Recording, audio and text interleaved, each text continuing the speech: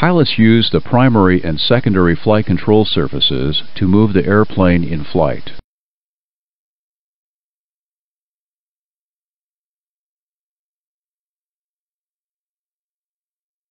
The primary flight controls are the ailerons, the elevators, and the rudder.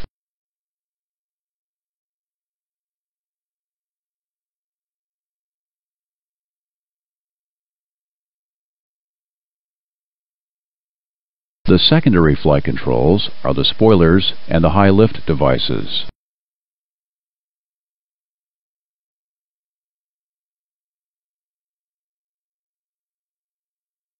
The spoiler speed brake system is made up of flight and ground spoilers.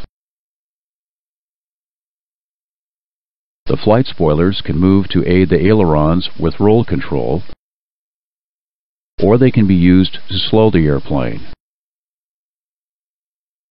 After landing, the ground spoilers deploy with the flight spoilers to slow the airplane. High lift devices increase the wing area and change the shape to increase lift at low air speeds. These devices include two leading edge flaps located inboard of each engine, four leading edge slats located outboard of each engine, and inboard and outboard double slotted flaps on the trailing edge of each wing.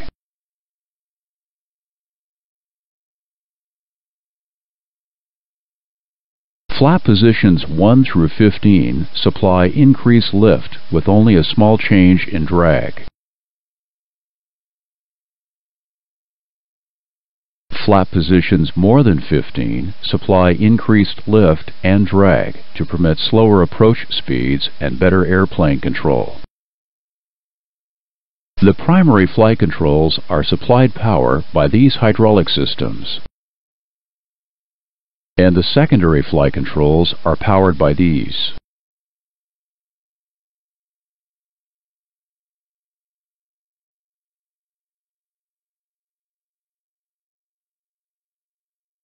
The ailerons are the primary surfaces for roll control. The flight spoilers assist the ailerons. Roll commands come from the control wheels and the autopilot. The control wheels are connected to each other and then connected by cables to the aileron power control units, or PCUs. Hydraulic systems A and B supply power to the aileron PCUs and the flight spoiler PCUs.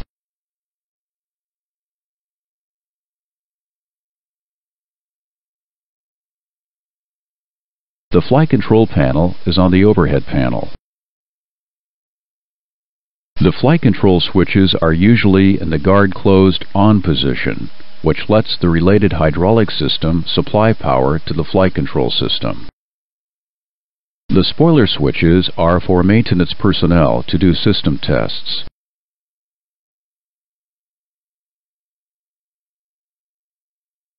Controls for the aileron trim system are at the aft end of the aisle stand. The aileron trim indicators are on the top of the control columns. The aileron trim switches send an electrical signal to the feel and centering mechanism to set new aileron and control wheel positions. The trim switches must move together for the system to work.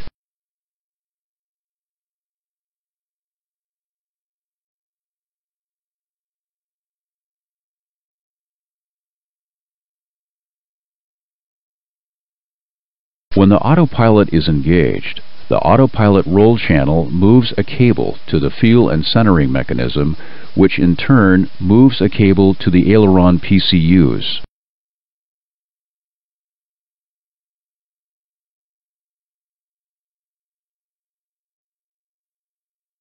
The four flight spoilers help the ailerons to roll the airplane.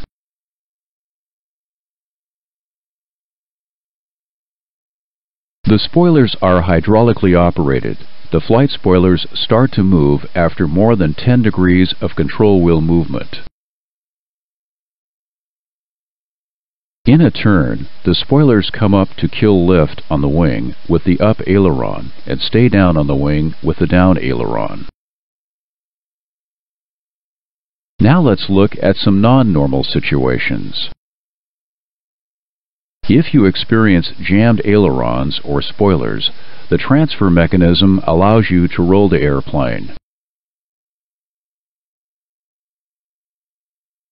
If the ailerons jam, force applied to the first officer's control wheel operates the spoilers to roll the airplane.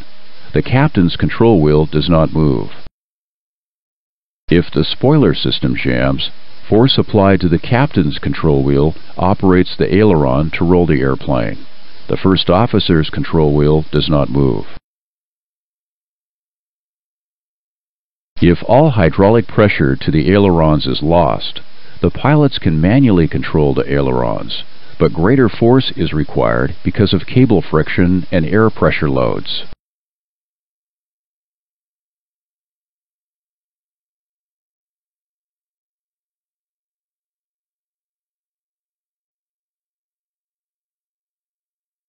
The elevators are the primary flight controls used to change the airplane pitch attitude.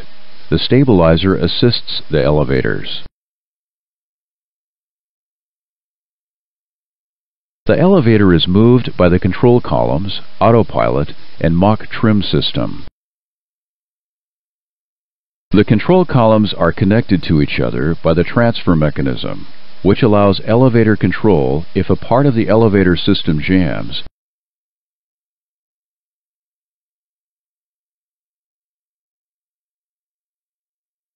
and to cable systems, which connects the control columns to the elevator PCUs.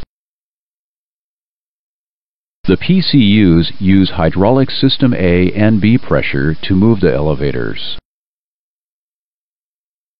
An engaged autopilot sends a signal by cable to the elevator feel and centering unit.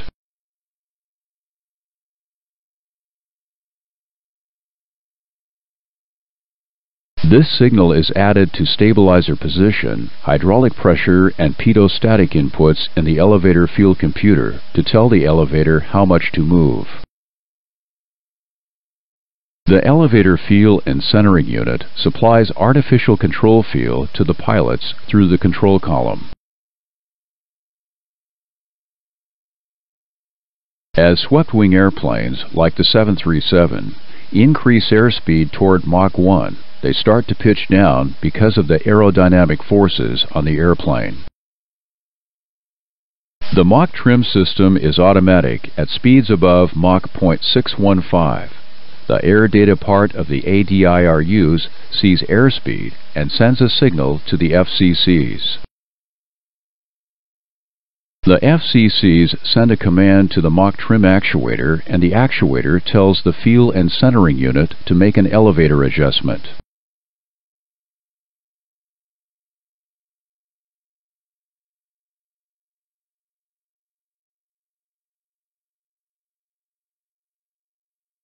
The airplane pitch attitude also changes if these components send a command to the horizontal stabilizer.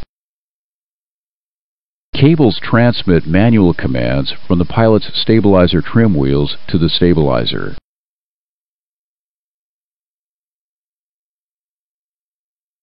The two control wheel trim switches send electrical signals to the two-speed main electric portion of the trim motor to move the stabilizer.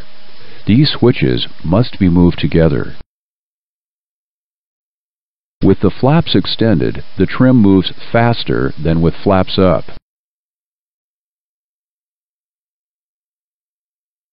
The engaged autopilot commands changes to the stabilizer, with signals to the autopilot portion of the trim motor.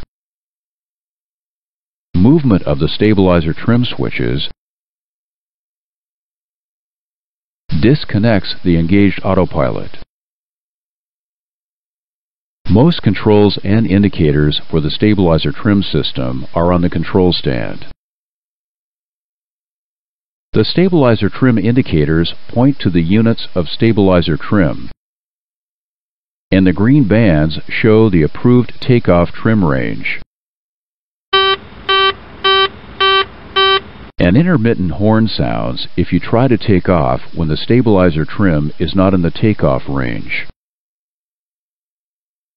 An automatic speed trim system adjusts trim to improve manual flight characteristics. The system operates when the autopilot is disengaged and there are airplane conditions of low gross weight, aft center of gravity, and high thrust. The system most frequently operates during low speed, high thrust conditions such as takeoff or go-around.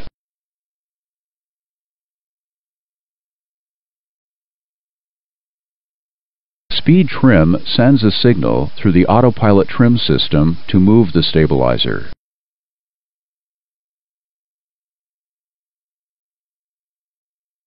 When you engage the autopilot or make a stabilizer trim input, speed trim stops. Now let's look at some non-normal indications.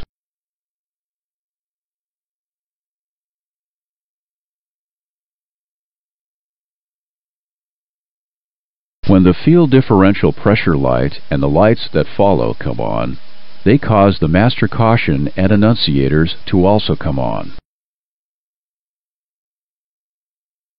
This light illuminates when the elevator field computer senses a significant hydraulic pressure difference between hydraulic system A and B and the flaps are up. The field system will operate with only one hydraulic system. This condition does not require crew action in flight. An air pressure differential caused by a blocked pitot tube will also cause the field differential pressure, master caution, and flight control's annunciator lights to come on.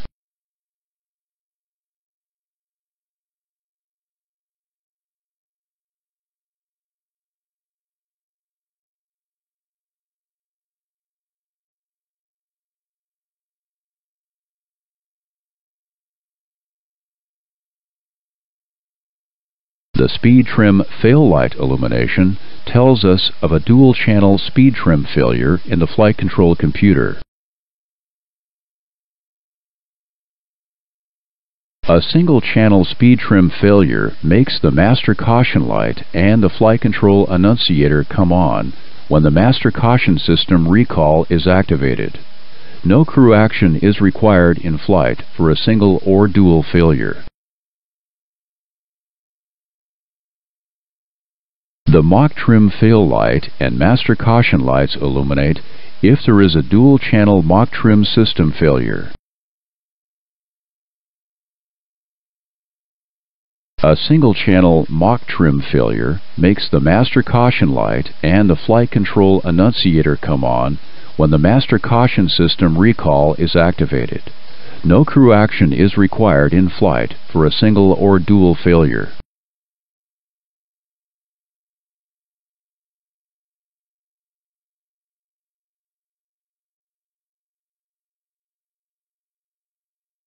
The stab out of trim light can illuminate for a moment if the autopilot requires a large trim change and the stabilizer is not in the correct position.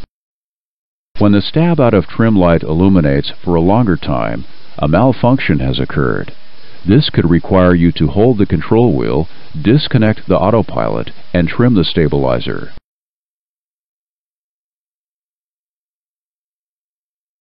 If you move the control column opposite to the trim system, or the control column is moved out of the usual range, a cutout switch stops all stabilizer trim operation. When stabilizer trim is stopped out of range, move the stabilizer trim override switch to override.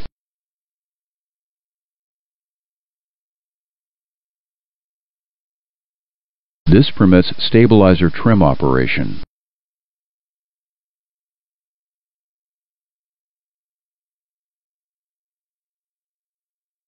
The rudder controls yaw, the movement around the airplane's vertical axis.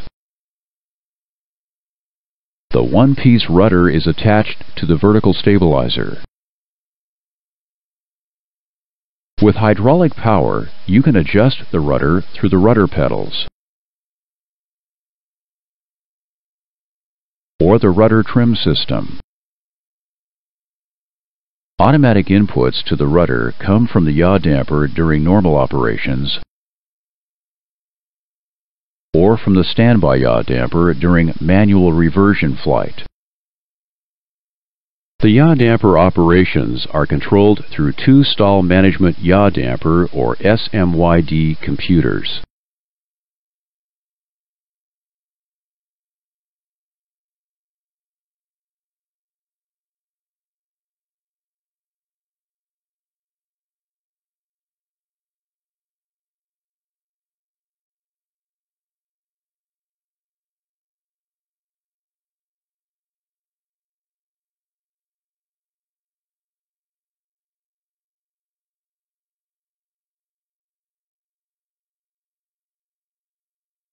Rudder pedal inputs move cables to the feel and centering unit and the rudder PCUs.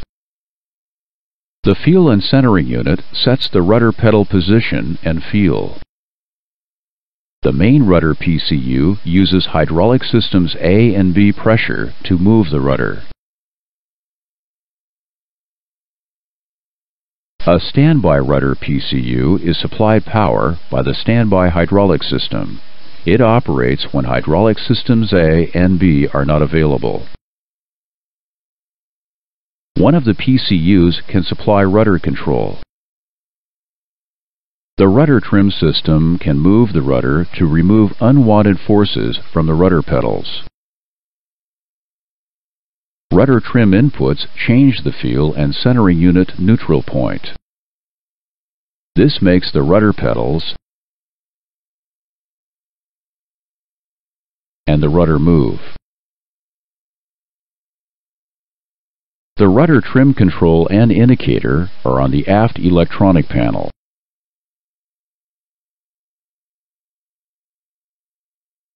You can turn the rudder trim control to the left or right to change rudder trim.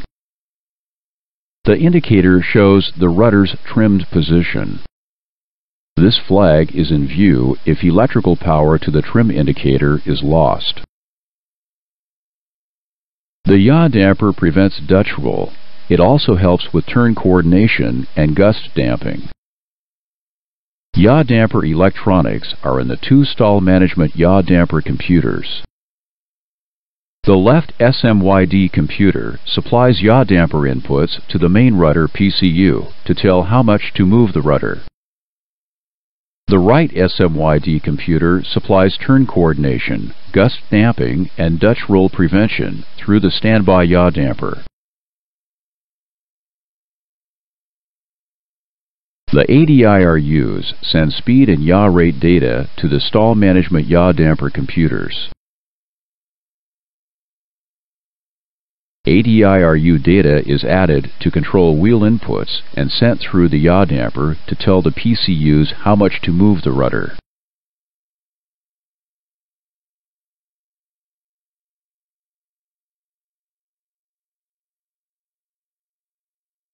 The yaw damper indicator shows the inputs to the rudder, but the rudder pedals do not move. Standby yaw damper inputs to the rudder are not shown on the yaw damper indicator.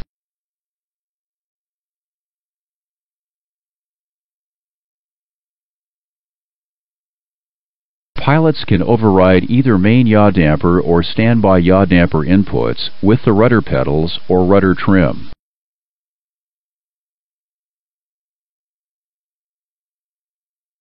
Now let's look at some non-normal situations.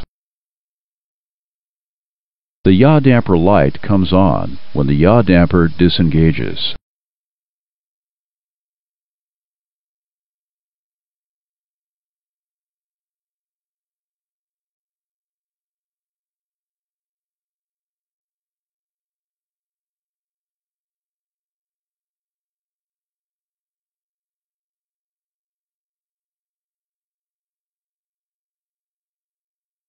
If it is a momentary problem, the yaw damper may reset when the switch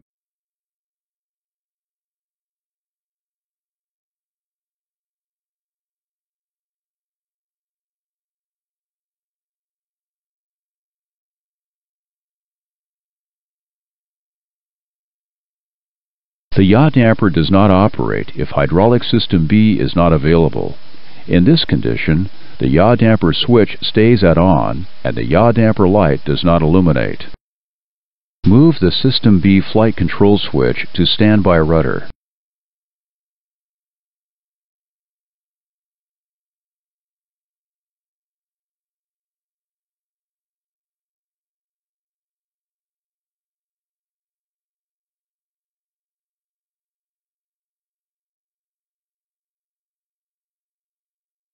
The yaw damper switch moves to off and the yaw damper light illuminates.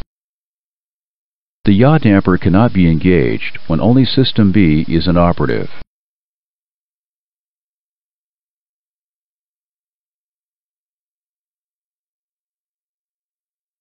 If hydraulic pressure from systems A and B is not available, the rudder must be operated by the standby hydraulic system. Move the flight control switches to standby rudder.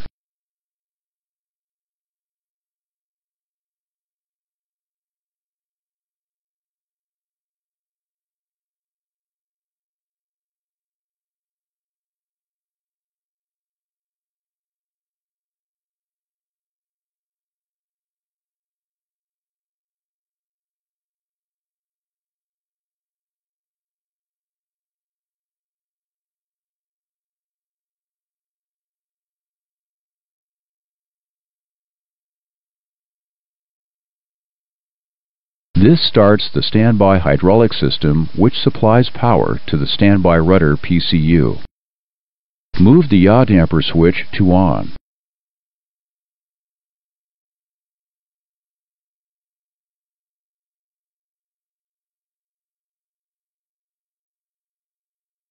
Yaw damper protection is now available through the standby yaw damper.